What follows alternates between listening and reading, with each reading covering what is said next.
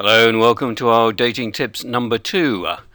During this presentation we're going to be looking at 3 different dating tips which we hope will assist you in both your first dates and in subsequent dates to make the most of the potential of your relationships. We'll also be giving you some further information on where you can get some in-depth videos and that kind of thing which will help your relationships even more. So let's move on and look at these dating tips and see what you make of them.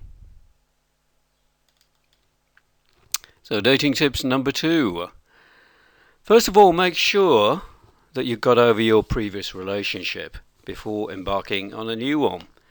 Not always easy to do. It does vary from person to person how long this might take. For some people maybe it's half a day, for other people maybe it's half a year. But either way, you've got to try and make sure that you're not projecting issues you have in a previous relationship onto the new one. Otherwise you can find you're sabotaging it before you've even begun. So make sure you got over your previous relationship and before embarking on a new one.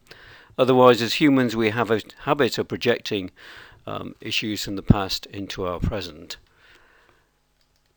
Secondly, try and impress her with your voice. Now, for some bizarre reason, women prefer men with deeper voices. So if you haven't got a deep voice, then maybe you can practice and get a really deep voice and impress her with it. Oh my God. Frankly, it's a pretty minor thing. It's more to do with first dates and that kind of thing. And the more someone gets to know you, frankly, they probably don't care less. But it's one of those small things that can help you maybe just tip it in your favor.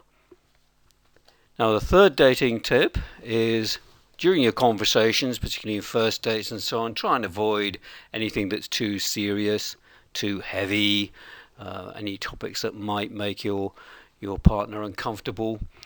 Things to avoid are typically things such as sex or money or whatever within your culture is deemed a very serious topic and so on. Try and keep it light-hearted, friendly, chatty and that kind of thing.